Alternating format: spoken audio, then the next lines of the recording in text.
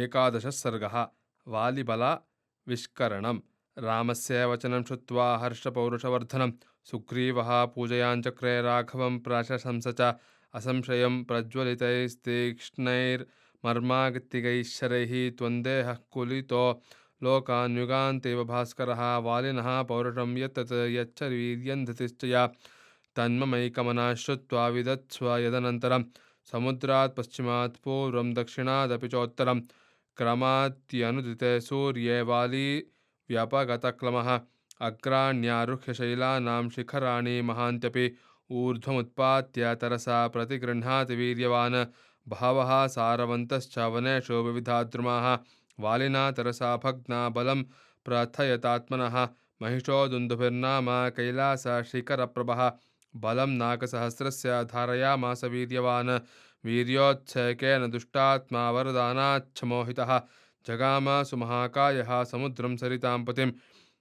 ऊर्मिमन्तमभिक्रम्य सागरं रत्नसञ्चयः मह्यं युद्धं प्रयच्छेति तमुवाच महार्णवं ततः समुद्रो धर्मात्मा समुत्थाय महाबलिः अब्रवीद्वचनं राजन्नसुरं कालचोदितं समर्थो नास्मि ते दातुं युद्धं युद्धविशारदा श्रूयतामपि धास्यामि यस्ते युद्धं प्रदास्यते शैलराजो महारण्ये तपस्वि शरणं परं शङ्करश्वशुरो नाम्ना हिमवानिति विश्रुतः महाप्रस्त्रवणोपेतो बहुकन्दरनिर्धरः स समर्थस्तव प्रीतिमतुलां कर्तुमाहवे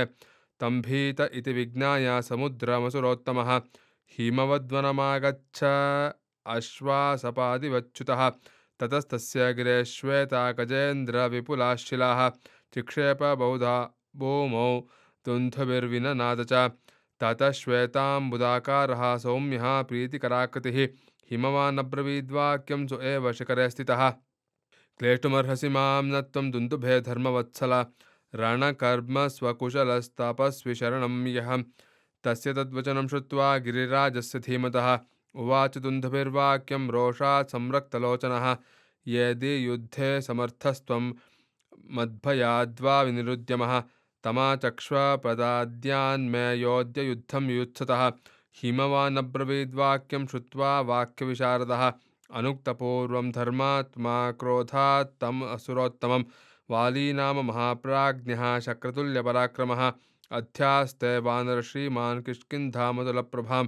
स समर्थो महाप्राज्ञस्तव युद्धविशारदः द्वन्द्वयुद्धं महाद्दातुं नमुचेरिव वासवः तं शीघ्रमभिगच्छत्वं यदि युद्धमिहेच्छसि स हि दुर्धर्षणो नित्यं शूरः समरकर्मणि श्रुत्वा हिमवतो वाक्यं क्रोधाविट्टः स दुन्दुभिः जगामतां पुरीं तस्य किष्किन्धां वालिनस्तदा धारयन्माहिषं रूपं तीक्ष्णशृङ्गो भयावहः प्रावृषीव महामेघस्तोयपूर्णो नभस्थले ततस्तद्वरयामास किष्किन्धाया महाबलः ननर्द कम्पयन् भूमिं दुन्दुभिर्यथा समीपस्थान् द्रुमान् भञ्जन वसुधान् धारयन् खुरैः विषेणेनोल्लिखन् दर्पात् तद्वारन्विरदो यथा अन्तःपुरगतो वाली श्रुत्वा शब्दममर्षणः निष्पपात सहस्रीभिः ताराभिरिव चन्द्रमाः मितं व्यक्ताक्षरपदं तमुवाचाथ दुन्दुभिं हरीणामीश्वरो वाली सर्वेषां वनचारिणां किमर्थं नगरद्वारमिदं रुद्ध्वा विनर्दसि दुन्दुभे विदितो मेऽसि रक्षप्राणान् महाबला तस्य तद्वचनं श्रुत्वा वानरेन्द्रस्य धीमतः उवाच दुन्दुभिर्वाक्यं रोषात् संरक्तलोचनः न त्वं स्त्रीसन्निधौ वीर वचनं वक्तुमर्हसि मम युद्धं प्रयच्छाद्य ततो ज्ञास्यसि ते बलम् अथवा धारयिष्यामि क्रोधमद्य निशामि मां गुह्यतामुदयस्वैरं कामभोगेषु वानर दीयतां सम्प्रदानं च परिष्वज्य च वानरान् सर्वशाखा मृगेन्द्रस्त्वं संसादाय सुरुज्जनं सुदृष्ट्वाङ्कुरु किष्किन्धां कुरुष्वात्मसमं पुरे क्रीडस्व च सहस्रीभिः अहन्ते दर्पनाशनः यो हि मत्तं प्रमत्तं वा सुप्तं वा रहितं भृशं हन्यात्स भ्रूणः लोके त्वद्विधं मदमोहितं स प्रहस्याब्रवीन्मन्दं क्रोधात् तम् असुरोत्तमं विसृज्यता स्त्रियः सर्वास्तारा प्रभृतिकास्तदा मत्तोऽयमिति मामंस्था यद्यभीतोऽस्मि संयुगे मदोऽयं सम्प्रहारेऽस्मिन् वीरपाणं समर्थ्यतां तमेव मुक्त्वा संक्रुद्धो मालामुत्क्षिप्य काञ्चनीं पित्ता दत्ता महेन्द्रेण युद्धाय व्यवतिष्ठता विषाणयोर्गृहीत्वा तं दुन्दुभिं गिरिसन्निभम् अविध्यत तदा वाली विनदन् कपिकुञ्जरः वाली व्यापातयाञ्चक्रे ननर्द च महास्वनं श्रोत्राभ्यामथ रक्तं तु तस्य शुश्रावपात्यतः तयोस्तु क्रोधसम्रम्भात्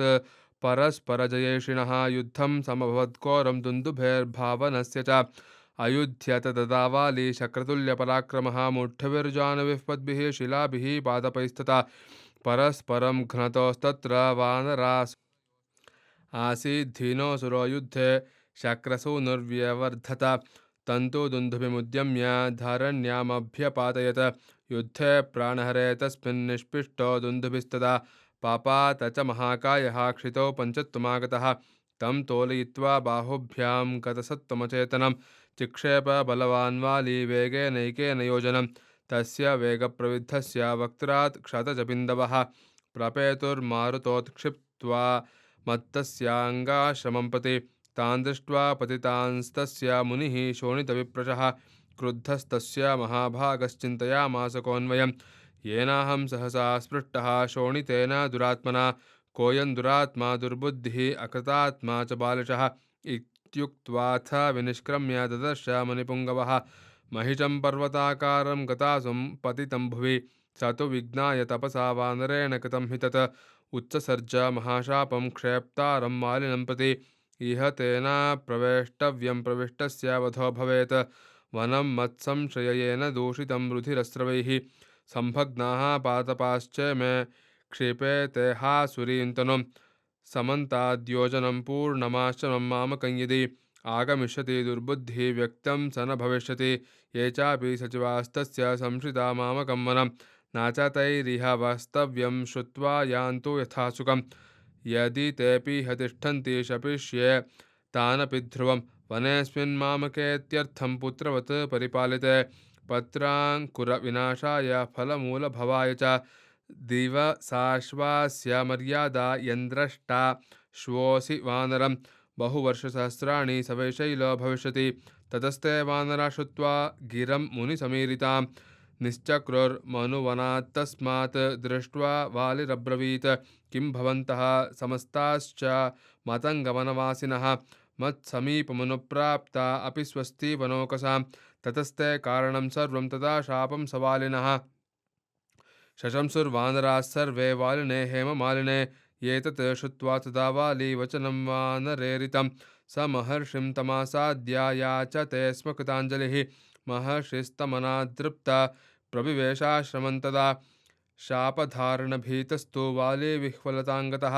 ततः शापाद्भयाद्भीता ऋष्यमूकं महागिरिं प्रवेष्टुन्नेच्छति हरिः द्रष्टुं वापि नरेश्वर तस्या प्रवेशं ज्ञात्वाहमिदं राममहावनं विचरामि सहामात्यो विषादेन विवर्जितः येषोऽस्थि निचयस्तस्य दुन्दुभेः सम्प्रकाशते वीर्योत्सेकान्निरस्तस्य गिरिकूटोपमो महान् इमे च विपुलाः साला सप्तशाखावलम्बिनः यत्रैकं घटते वाली निष्पत्र इति मोजसा एतदस्या समं वीर्यं मया राम प्रकीर्तितं कथं तं वालिनं हन्तुं समरे शक्ष्यसे नृप तथा ब्रुवाणं सुग्रीवं प्रहसल्लक्ष्मणोऽब्रवीत् कस्मिन् कर्मणि निर्वृत्ते श्रद्धया वालिनो वधं तमुवाच सुग्रीवः सप्तसालानि एवमेकैकशो वाली विव्यादाथ च सासकृत रामो विदारसेद्येषां बाणेनैकेन चेद्रुमं वालिनं निहतं मन्ये दृष्ट्वा रामस्य विक्रमं हतस्य महिषस्यास्थि पादेनैकेन लक्ष्मण उद्यां यद्य प्रक्षिप्तश्चेतरसा द्वे धनुष्ते एवमुक्त्वा तु सुग्रीवो रामं रक्तान्तलोचनं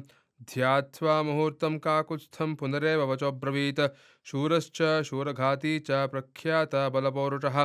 बलवान् वानरो वाली संयुगेष्वपराजितः दृश्यन्ते चास्य कर्माणि दुष्कराणि सुरैरपि यानि सञ्चिन्त्य भीतोऽहमृष्यमूकं समाश्रितः तमजय्यमधृष्यञ्च वानरेन्द्रममर्षणं विचिन्तयन्न मुञ्चामि ऋष्यमूकमहन्त्विमम् उद्विग्नः शङ्कितश्चापि विचरामि महावने अनुरक्तैः सहामात्यैर्हानुमत्प्रमुखैर्वरैः उपलब्धं च मे श्लाघ्यं सन्मित्रं मित्रवत्सला त्वामहं पुरुषव्याघ्र हिमवन्तमिमाश्रितः किन्तु तस्य बलज्ञोऽहं दुर्भ्रातृबलशालिनः अप्रत्यक्षन्तु मे वीर्यं समरे तव राघव न खल्वहं त्वां तुलये नावमन्ये न भीषये कर्मभिस्तस्य भीमैस्तोकार्तयं जनितं मम कामं राघवते वाणी प्रमाणं धैर्यमाकृतिः सूचयन्ति परन्तेजो भस्मच्छन्नमिवानलं तस्य तद्वचनं श्रुत्वा सुग्रीवस्य महात्मनः स्मितपूर्वमथोरामः प्रत्युवाच हरिं प्रभुः यदि न प्रत्ययोऽस्मासु विक्रमे तव वानर प्रत्ययं समरे श्लाघ्यमहमुत्पादयामि ते एवमुक्त्वा तु सुग्रीवं सान्त्वं लक्ष्मणपूर्वजः राघवो दुन्दुभेः कायं पादाङ्गुष्ठेन लीलया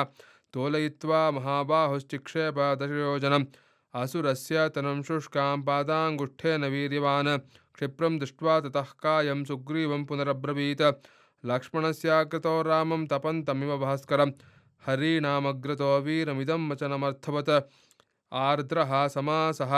प्रत्यग्रः क्षिप्तः कायः पुरासखे लघुसम्प्रति निर्मासस्तृणभूतश्च राघव परिश्रान्तेन मत्तेन भ्रात्रा मे वालिना तदा क्षिप्तमेवं प्रहर्षेण भवता रघुनन्दन नात्र शक्यं बलं ज्ञातुं तव वा तस्य वाधिकम् आर्द्रं शुष्कमिति ह्येतत् सुमहद्राघवान्तरं स एव संशयस्ताता तव तस्य च यद्बले सालमेकं तु निर्भिन्द्या भवेद् व्यक्तिर्बलाबले कृत्वेदं कार्मुकं सज्जं हस्तिहस्तामिवाततम् आकर्णपूर्णमायम्य विसृजस्व महाशरम् इमं हि सालं प्रहितस्त्वया शरो न संशयोऽत्रास्ति विदारयिष्यति अलं विमर्शेन मम प्रियं ध्रुवं कुरुष्व राजात्मज शापितो मया यथा हि तेजस्सु वरः सदा रविर्यथा हि शैलो हिमवान् महादृशो यथा चतुष्पात्सु च केसरी वरस्तथा नराणामसि विक्रमे वरः इत्यार्षे श्रीमद् रामायणे वाल्मीकिये आदिकाव्ये चतुर्विंशतिसहस्रिकायां संहितायां किष्किन्धाकाण्डे वालिबलाविष्करणं नाम 11 सर्गः। जानकीकान्तस्मरणं जय जय राम राम।